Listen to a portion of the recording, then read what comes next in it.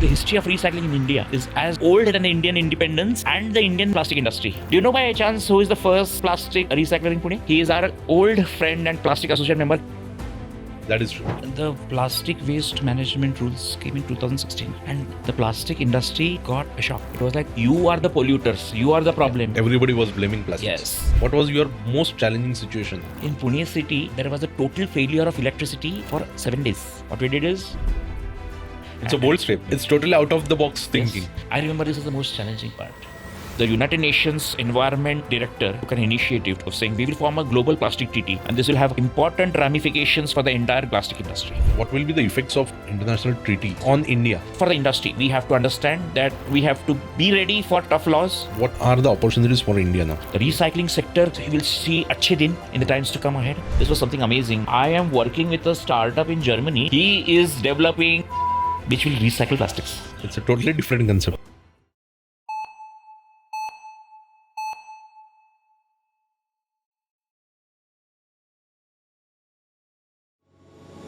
Hello everyone, I welcome you all to our YouTube channel, The Plastic Pearls by VK. Today, we have a great personality. He's a versatile man who's a polymer engineer and having a PhD in waste management. He is currently the chairman of IPI, Indian Plastic Institute. He is a member of World Economic Forum, Regional Committee, Plastic Waste, South Asia. So, Samir sir, first of all, welcome you. Namaskar. So many things at a time. How do you manage all these things? So it's, the word plastics, how it has been a passion for the Kumbhojkar group. If you remember, the plastic industry started rising in the era of 80s, 75, 80s. Today, we are celebrating 50 years of the House of Kumbhojkars, if I may put it that way. And 50 years almost of plastics. We are in 2025. Karna hai, bas karna hai.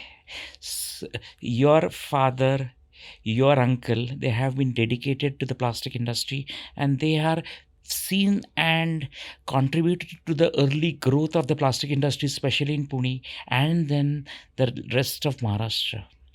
I've been just a disciple and fan of your family.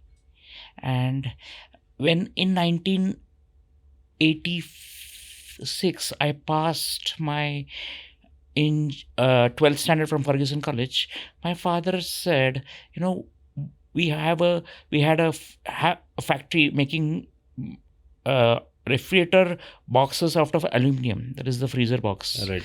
Polymers or plastics were new that time. And Maharashtra Institute of Technology, Pune was the first college in India that time which offered a degree course in polymer engineering, 4 years.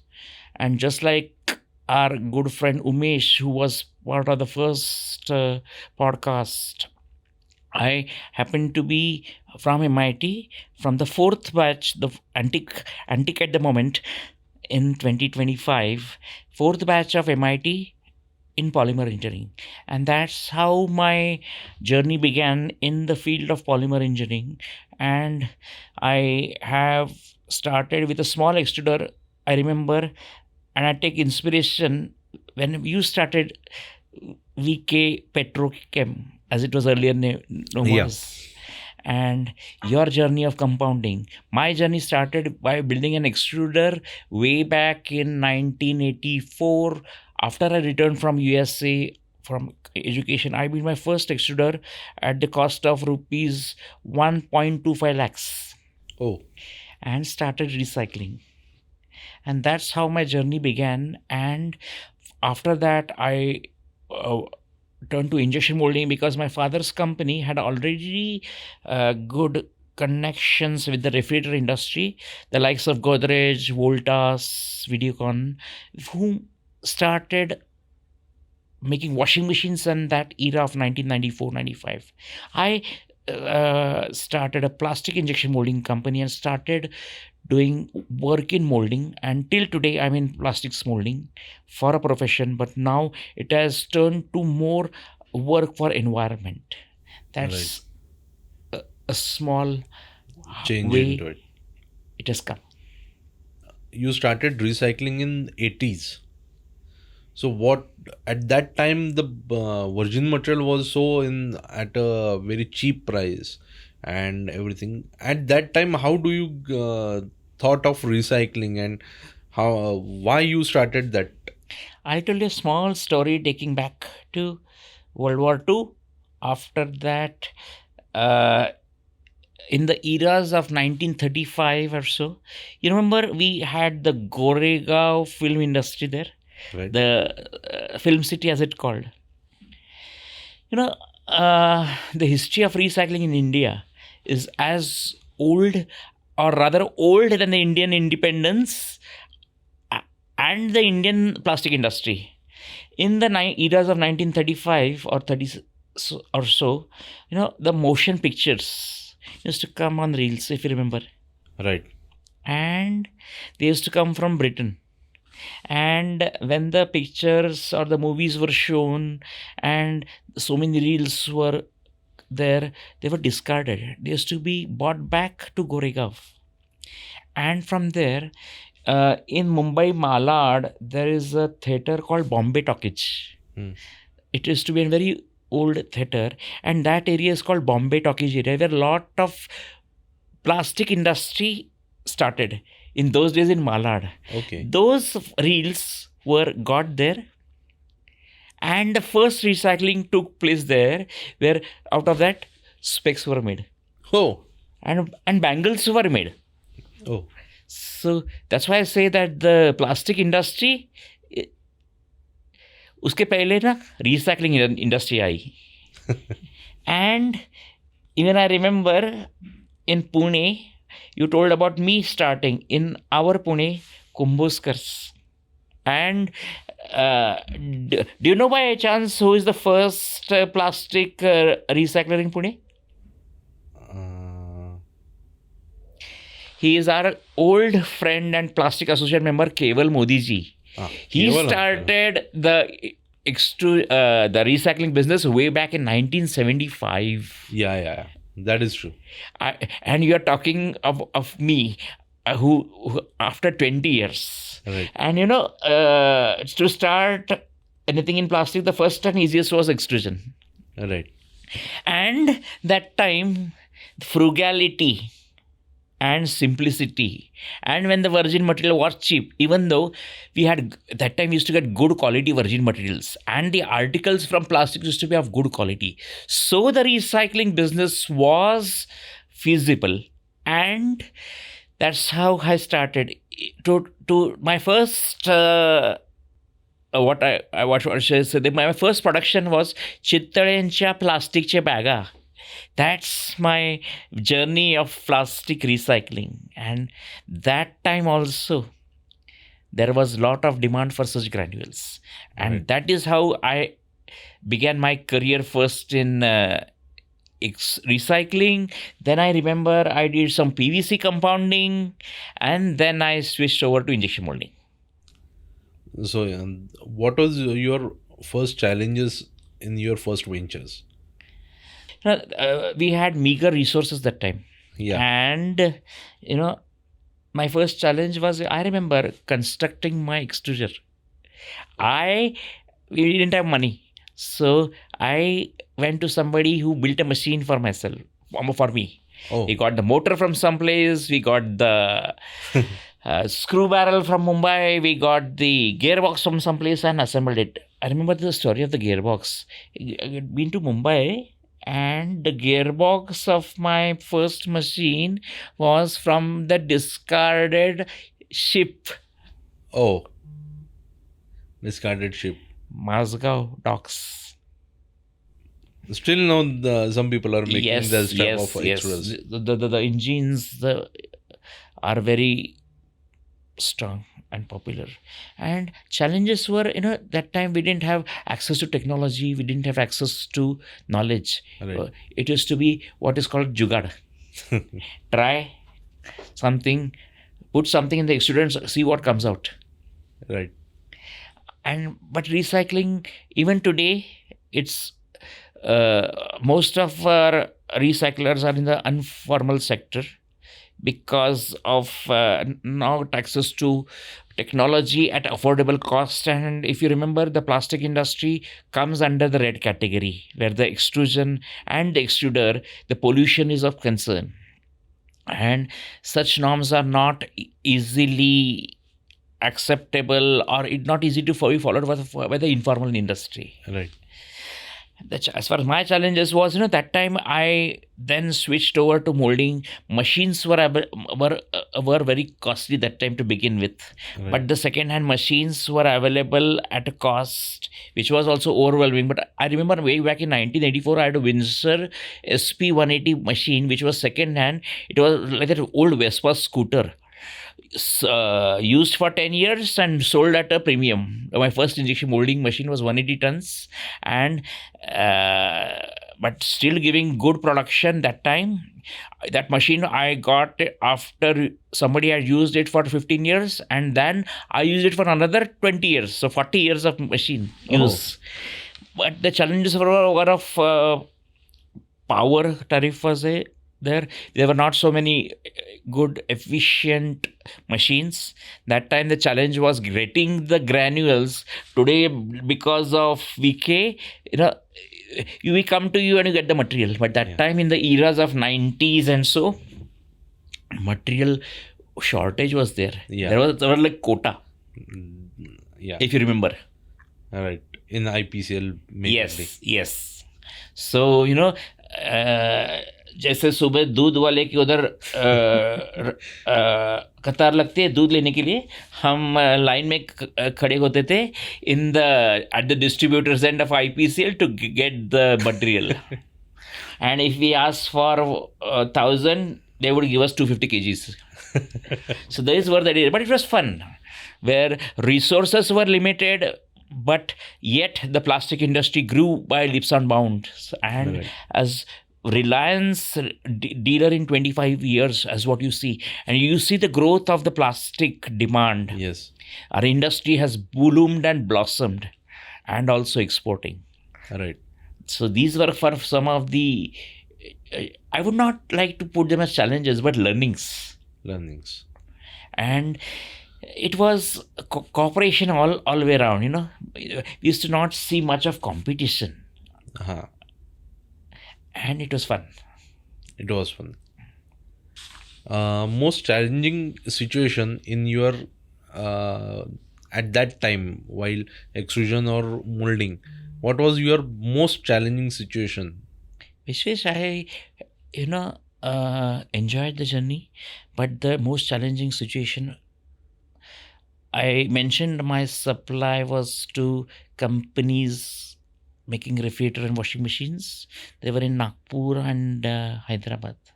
Yeah. And once what happened was, in Pune city, there was a total failure of electricity for 7 days. Oh. Something had happened, and we were located in Pirangut area. That's a rural area. And that time, in the 2003, I think it was 2003. And that time, from my colleagues and my team, we had developed such a rapport that our material is to go direct to line that time. Oh. So we talk of just in time, we used to do that. Shipping to Hyderabad and Nagpur. And when the power broke down for 7 days, what we did is, we put our machine in that day, Okay. in those days, and we took the machine to Hyderabad Oh. just to ensure that the line of the refrigerator is not. Get stopped. Yes. So you send machine from here to Hyderabad. Yes. Not. It's a bold step. Yes. So that was perhaps one of the most challenging times that time, which I will never forget. We did 2 trucks. In one truck put the material, in one truck put the machine, and followed by, in the evening, we went by bus to Hyderabad. And next day the production started in the premises of the company. Oh. So the that your customer helped you Yes, out in terms of yes. that. But I would never imagined that we could take a step like this to, putting the It's- machine that time. It's totally out of the box thinking. Yes. And that machine was 8 tons. And that time we did not have such sophistication logistics also. Yeah. I remember 40 people, 2 cranes came to load the machine. 40 people. And I remember this is the most challenging part. And the learning is, ki you have to be ready with any situation. Any situation. And You should be the think outside the box so that like ठीक है आज यहाँ पे नहीं हो रहा है अरे मशीन उठा के चलो देखते हैं. just take inspiration from डब्बा वाला of Mumbai. करना है बस करना है. So now moving towards your current international assignments, what exactly currently your profile is? If you remember, the plastic waste management rules came in 2016 in India. Yes. And that's where the first time the plastic industry got a shock. It was like, you are the polluters, you are the problem, you are not the solution. Everybody was blaming plastics. Yes. And that was a time where the first time the plastic industry was made aware of its responsibilities. I used to work for the Plastic Association, as I said, since a long time. And the Plastic India Foundation got one day a call in 2015 from the Municipal Corporation of Mumbai. The commissioner was online. I happened to be in Plastic India Foundation offices in Mumbai because the Plastic India exhibition had just got over at that was Ahmedabad. That time I was there to file my report. Yeah. The commissioner's office said, you are representing the plastic industry as the apex body of all plastic associations and industry. We have a problem to discuss with you. Will you please come? So the call went to the reception, and since the one was I happened to be there, they gave the phone call to me. I said, "What's the problem, sir?" The commissioner was directly online. He said, "Meeting the there is an issue here, and there is a lot of plastic there. So please come. I'd like to discuss with them." And that was the first meeting where they blamed the plastic industry, that you have caused the flooding of Mumbai and you are responsible for it. And that was the precursor for plastic bans and all. And that's where my involvement in this plastic waste management and recycling started.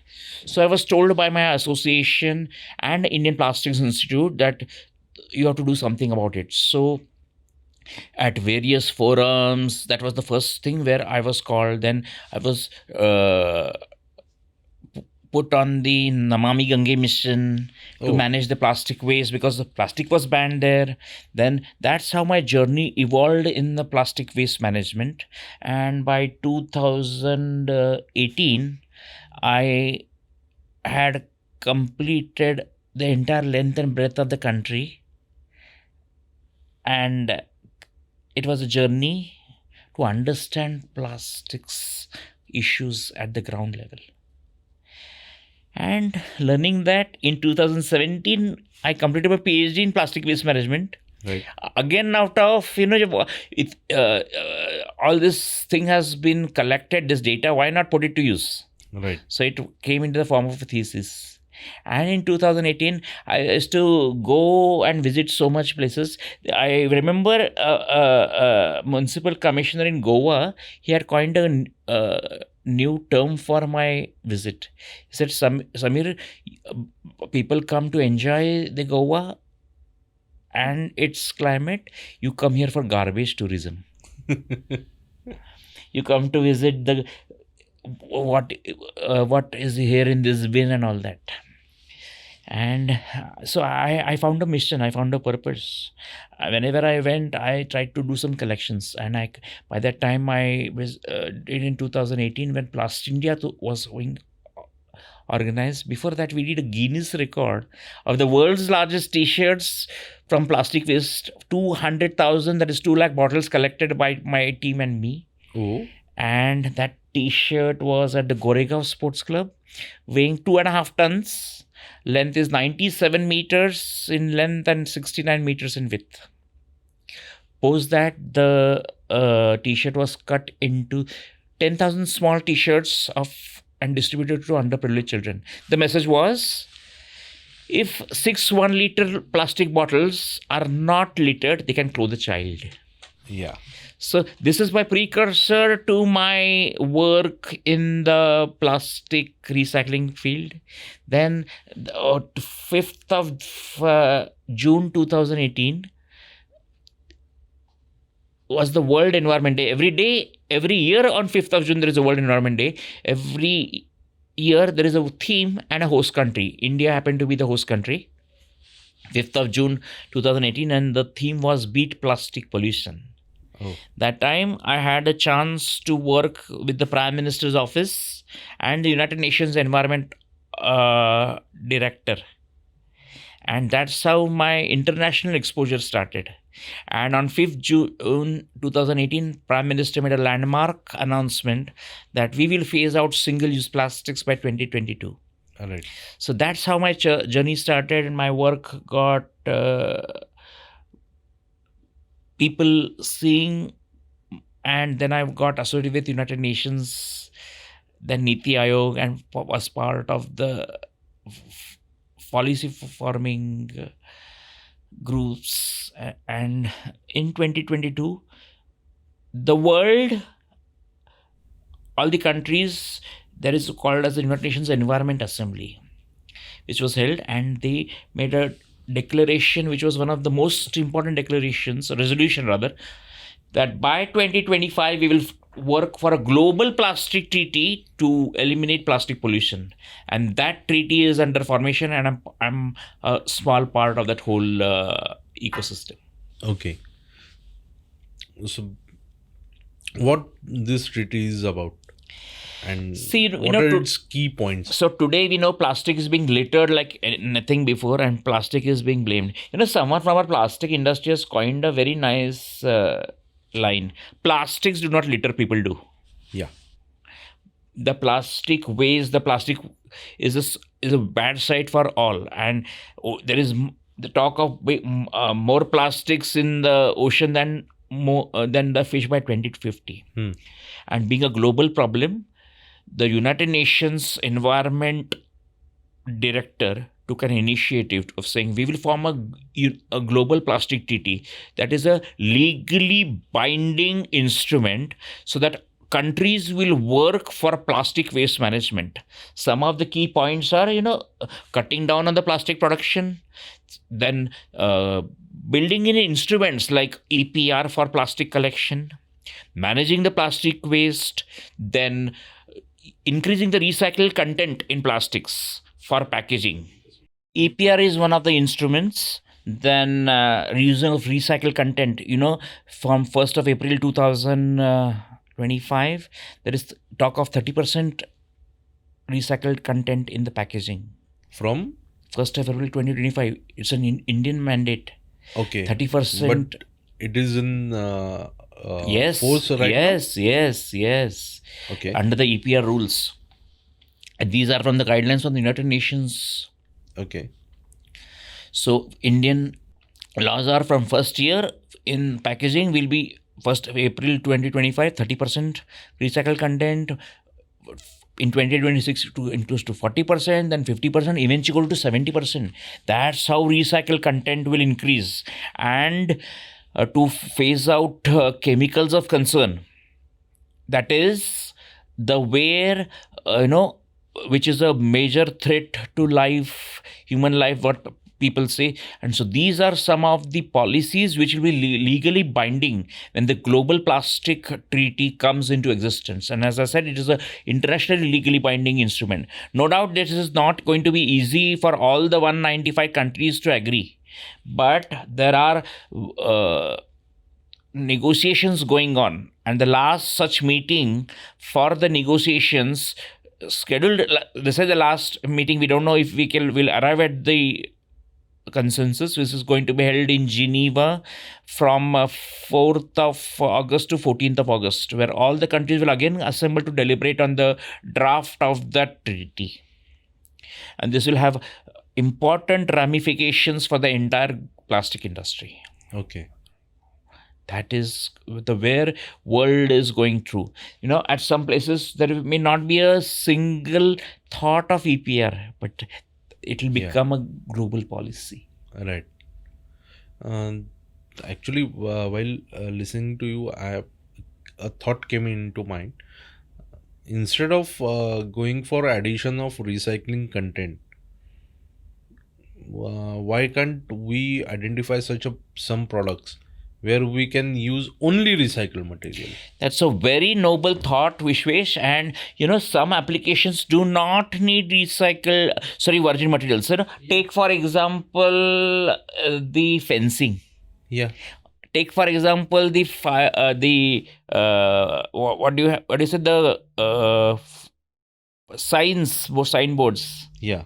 Why can't we use recycled materials there? The barriers, the police barriers. Why can't we use recycled materials there? That is something. It is a very good idea, and that's what is being proposed also. Right. Make 100% recycled products. There are many products. Yes. Like dustbins are there. Yes. So this thought is there, and very much it will become a part of policy. Okay. Thank you for highlighting it. I just. It makes sense. A lot of sense. Okay.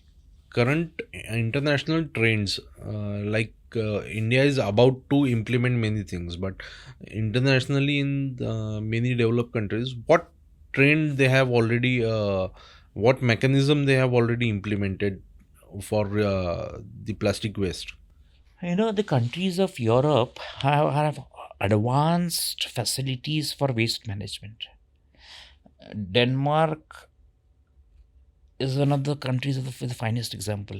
They have a waste to energy plant in the city of Copenhagen, where you don't, if you go inside, you don't feel that you are in a waste to energy plant. They have a ski on the top. People go skiing there. Oh.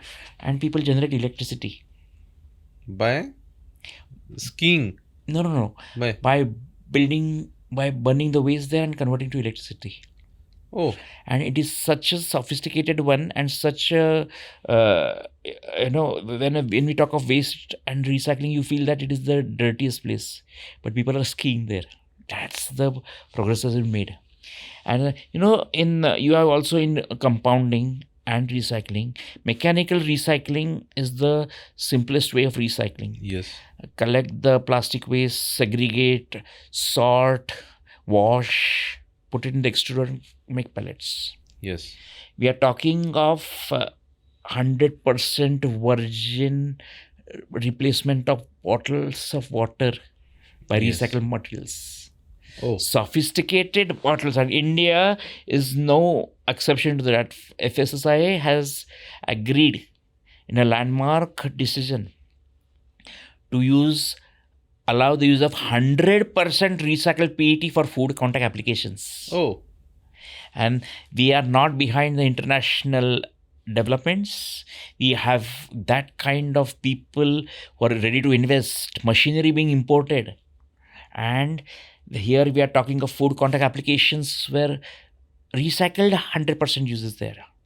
Okay. And in Europe and America, chemical recycling is now taking the new agenda. Yeah. Where even our petrochemical companies Reliance is also putting up a state-of-art chemical recycling plants. Yes. And that is the future. Going back to the molecule of plastics, from the material, That is the sophistication and where the world will go to. Right. Going back to the monomer, and making it recycled Right. monomer. So recycling will increase, the knowledge will increase, the technology will increase, all increase in terms of its adoption, availability, affordability. This graph now, Vishwesh, from 2024 to 27 for the plastic recycling industry in the world is like a hockey stick graph upward. Okay. We have to manage it properly and have faith in the system and wait.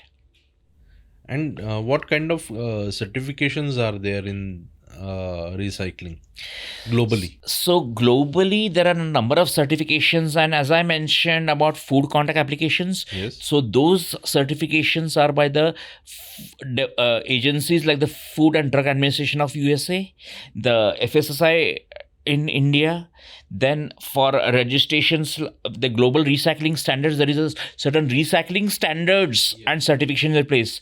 And even our Bureau of Indian Standards is setting up some standards and policies which have to be compliant, and they are setting up some recycling standards for the raw material as for the products which have to be certified before they can be used as recycled materials. Okay. And what about the biodegradable or compostable Which materials? is very nice question. What is the use in these developed countries? Vishwesh, it's a very nice question. When we are talking of the alternatives to plastics, there are two alternatives: alternate plastics or alternative to plastics. You cannot go back to the glass and the metal age, but you can go to for alternate materials. These materials are from natural materials, bio sources, or biodegradable or compostable materials, but they are in the early stage. There are, these materials are not easily available. They come at a cost, and their way of disposal and recycling is not under normal condition. Yeah. When we talk of compostable plastics, they are compostable after 180 days and under industrial conditions. In India, we don't have a system of collecting the compostable plastics. What we do is we put all the plastics in one container where we say dry waste, and if we put a normal plastic bag and a compostable bag, it is not going to happen. It is going to create more issues, because industrial composting is at a temperature and a pressure under industrial conditions, and such systems have to be developed for taking in the system and for composting them. So now currently the whoever is claiming it is compostable, it should be written as the under industrial conditions. Absolutely right. And now developments there are no materials who are like you are littering anywhere and will get compostable automatically. And developments are being taken. A lot of Indian companies are putting industrial such efforts to this mechanism has to go, and also R&D is going on to have more such materials which will, and some fillers or something added for that composting happen. I wanted to tell you one interesting fact. You have heard of plastic eating worms, right? Someone has developed worms or insects which eat plastic. I am working with a startup in Germany. This was something amazing. I didn't understand first time what is he saying. He is developing some worms which will recycle plastics. Oh, this is something very different, and one such commercial plant has come up in Australia. Like how we do for this worms in it's a totally different concept. Worms to eat the compost or to create the compost. So this is a worm eating plastic will really recycle. That's how the combination of biology and the scientist and the recycling industry are working towards solution to make the world free from plastic Plastic solution. pollution. Right. What will be the effects of this international treaty So plastic on India? pollution, the most impact is plastic pollution will be reduced, but there are certain clauses which India is not agreeing to. Phasing out plastic production, which is not possible. Not A country possible. of 1.46 billion people, our person per year consumption is only 15 kgs, that is per capita. We cannot reduce. So India has not agreed to the clause of cutting down on plastic production. India is also concerned about where will we get the money to, if we want to follow this in letter and spirit, where will we get the money? Right. And addressing the chemicals of concern. How will we find out till there are solutions? So the effects are there, but slowly the Indian government is with the industry to support and see that we don't land up in problems where phasing out takes place. And what is it for the industry? We have to understand that we have to be ready for tough laws. We have to accept the fact that recycling is there, going to be there, and be ready to accept that recycled content is to be increased. Try to match the prices, which is very difficult. Sometimes the recycled plastic prices are more than the virgin prices. But where will the world go through? Right. Everything is costly before it is cheap. So as the Indian plastic industry is going through various ups and downs, the tariffs in the regime of financial constraints, the cost of the raw material, this is going to add to it. But we have to follow the rules that we cannot litter, and we have to accept the responsibility. And you and me have seen that some of the products which were banned, our plastic industry friends were terribly under issues. They had to close down factory issues. Yes. We have to be prepared for such shocks, but we have learned, the government has learned, and they will not put it suddenly. Right. So we have to be ready for a future where there are going to be restriction on the use of plastics, and we have to find solutions of like this compostable plastics or alternatives to plastics, which are plastics, and work for a planet more exciting and brilliant than our past. Okay. Actually, I was about to ask you about there is what is the difference between compostable and oxo-degradable? See, these are very confusing words which are there in the industry, and the government of India has banned the oxo-degradable. Yes, they are by chemicals and processes which are not allowed or accepted. But and composting, still in many states the oxo-degradable is allowed. See, it's not allowed. Unfortunately, in India, the waste management laws differ from place to place. The central government puts in the laws, but the state government can fine-tune the laws, and the city level can also fine-tune the law. So oxo-degradable is not a solution to this. And what oxo-degradable means? Oxo-degradable means putting some chemicals, and when they are put into the system, and when exposed to oxygen, that will vanish away. Okay. So then that bag is put under some conditions, it will just crumble and it will break the chains. Yes.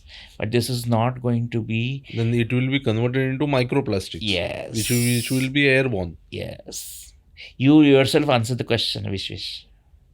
I did not want to utter the word more microplastics from my mouth, because this is creating a lot of issues which are unfound form. And compostable is natural.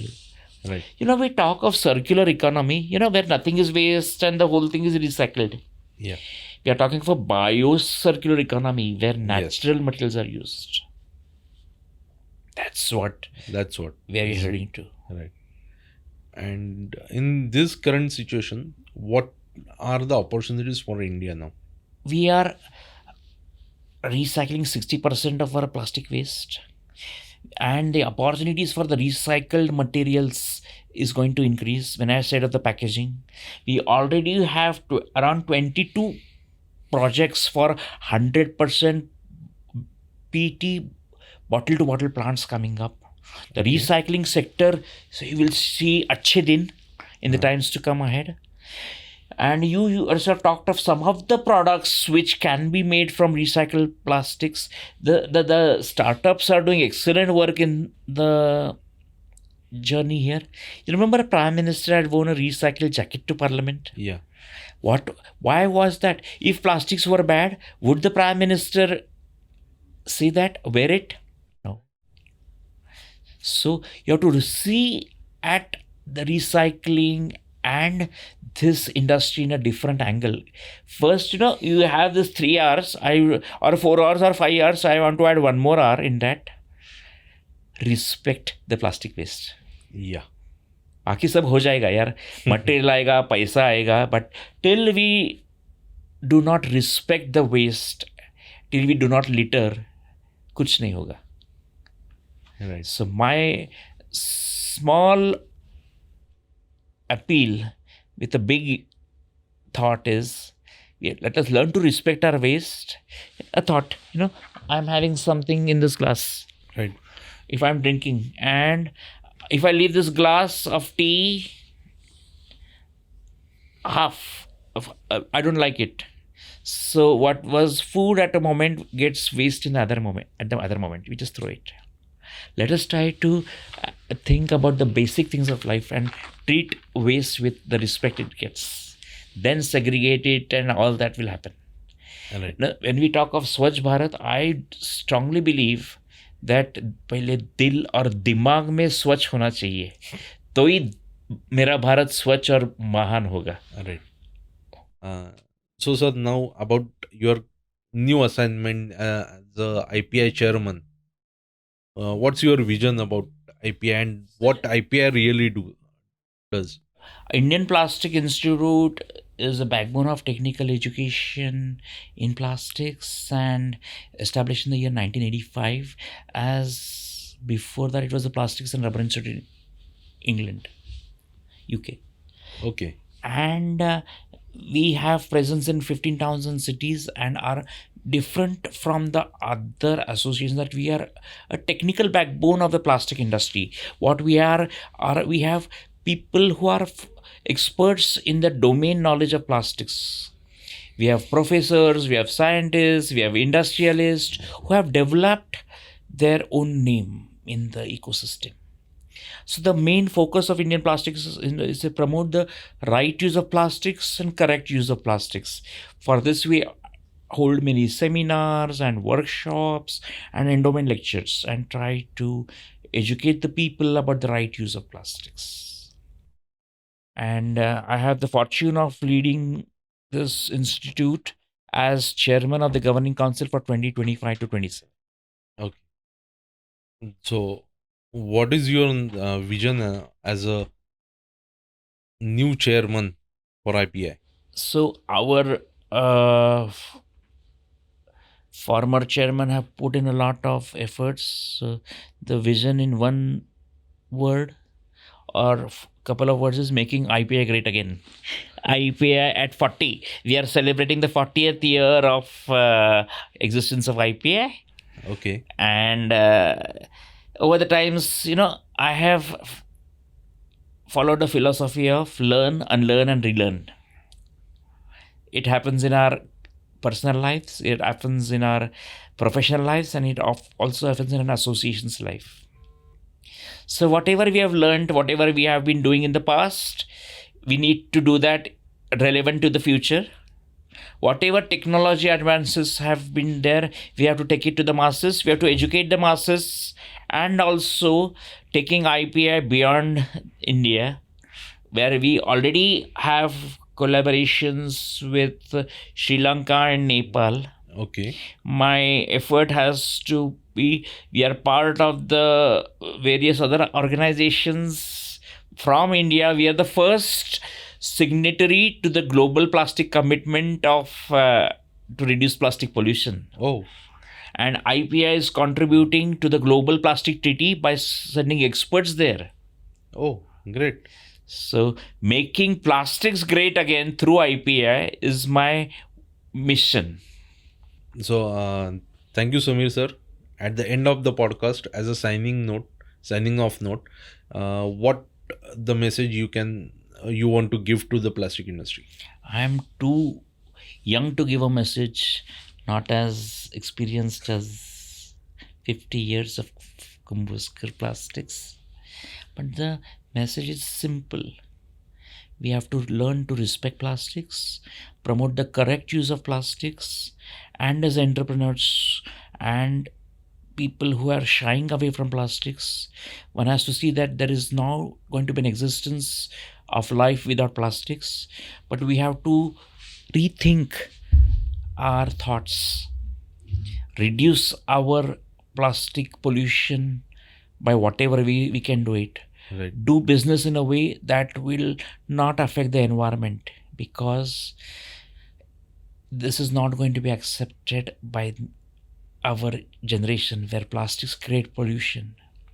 At the same time, efforts in R&D, industry coming together for the common cause, making technologies available that are affordable to the Indian plastic industry, all that is needed. And all of us here, we are just custodians of the earth. We have just lent it from our forefathers and giving it to our children. Right. A rocket cannot fly, a diaper cannot be made, a mask cannot be thought of. Corona would not have been fought without plastics. Right. So let us learn to respect plastics, reduce plastics who are not needed, and rework our plans and thoughts and actions to a world where plastic gets its respect for a future more exciting and brilliant than our past. Thank you. Thank you. Wishing Kumbhojkar Plastics and the Kumbhojkar Plastic family all the best, and I hope to see you in another 50 years when we come together for a new podcast. Sure. Thank you, sir. Thank you.